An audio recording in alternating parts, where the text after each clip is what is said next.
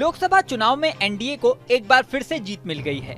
हालांकि इस बार बीजेपी को पिछली बार की तरह बहुमत नहीं मिला, न ही एनडीए पिछले चुनावों की तरह 300 का आंकड़ा पार कर सकी, लेकिन सरकार बनाने में कामयाब रही। जिन सीटों पर बीजेपी की हार सबसे ज्यादा सरप्राइजिंग मानी जा रही है, उसमें अयोध्या का नंबर सबसे पहला है। अयोध्या में इसी साल राम मंदिर बना, वही राम मंदिर जिसके लिए कभी बीजेपी ने आंदोलन किया था। बेशक राम मंदिर सुप्रीम कोर्ट के ऑर्डर पर बना, लेकिन ये हमेशा बीजेपी के प्रमुख मुद्दों में शुमार रहा। दावा तो यहाँ तक किया गया कि पूरे देश में बीजेपी को राम मंदिर की वजह से फायदा मिलेगा, लेकिन अयोध्या में ही बीजेपी कैंडिडेट लल्लू सिंह को करारी शिकस्त का सामना करना पड़ा है।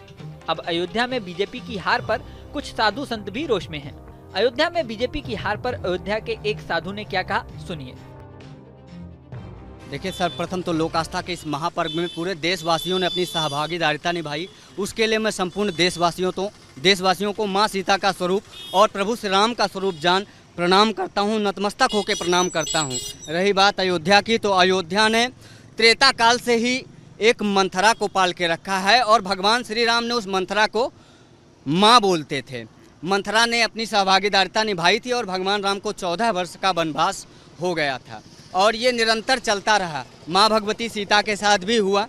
अयोध्या के ही कुछ जयसंतों ने, जो आज भी वो जयसंत अयोध्या में हैं और उनकी वजह से माँ भगवती सीता को भी वनवास जाना पड़ा था, तो ये पूर्व काल से ही चला आया है। अपितु भगवान राजा रामचंद्र थे, राम हैं और राम राजा रहेंगे अनंत काल तक। यहाँ अयोध्या ज़रूर भारतीय जनता पार्टी जो है सीट हार गई और इसके लिए पूरे देशवासियों में दुख है।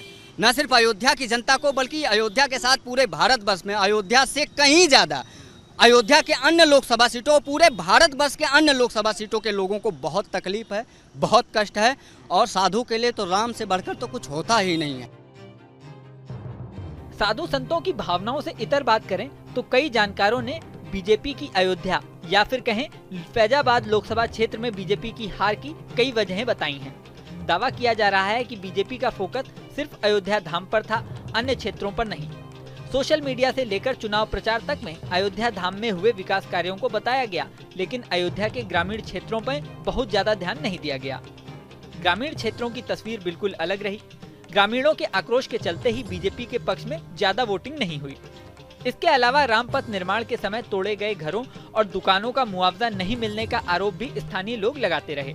ऐसी ही स्थिति 14 कोसी परिक्रमा मार्ग के चौड़ीकरण में भी देखने को मिली। इसके अलावा बीजेपी ने सांसद लल्लू सिंह को तीसरी बार टिकट दिया। लल्लू सिंह पहले भी 2 बार सांसद रहे हैं। लोगों में उनके लिए नाराजगी थी। लल्लू सिंह के खिलाफ स्थानीय लोगों की नाराजगी का अंदाजा पार्टी नहीं लगा पाई। नतीजा ये हुआ कि बीजेपी को अपनी ये सीट गंवानी पड़ी। लल्लू सिंह ने चुनाव प्रचार के दौरान संविधान बदलने का भी बयान दिया था। इस बयान पर भी काफी हो हल्ला हुआ, जिसकी वजह से बीजेपी को नुकसान उठाना पड़ा। जय श्री राम सभी को। इस बार के चुनाव में बीजेपी को बहुत ही करारा झटका मिला है और बहुत ही तगड़ा, ऐसा समझो कि भाई बहुत लोगों ने धोखा दिया है और योगी आदित्यनाथ को पूरा भरोसा था कि यूपी से वो अपनी लमसम 70 सीटें तो निकाल ही लेंगे, लेकिन यूपी से उन्हें बहुत ही तगड़ा झटका मिला है। अयोध्या में हार, सबसे बड़ी हार अयोध्या में है, जिसको देखकर साधु संत भी रो पड़े। अब कुछ कमियां रही हैं शायद, और ऐसी क्या कमी रह गई अयोध्या में मोदी और योगी जी की, जो कि अयोध्या से ही हारना पड़ा। उन्हें दुख इस बात का नहीं है कि यूपी से हार गए, दुख तो इस बात का है कि जहां उन्होंने प्रभु श्री राम के लिए उन बड़े से बड़े नेताओं का बलिदान दिया और बड़े कार सेवकों ने अपना बलिदान दिया, और अब आकर 500 वर्ष के बाद अयोध्या में भव्य मंदिर बनवाया मोदी जी ने, तब न्यायालय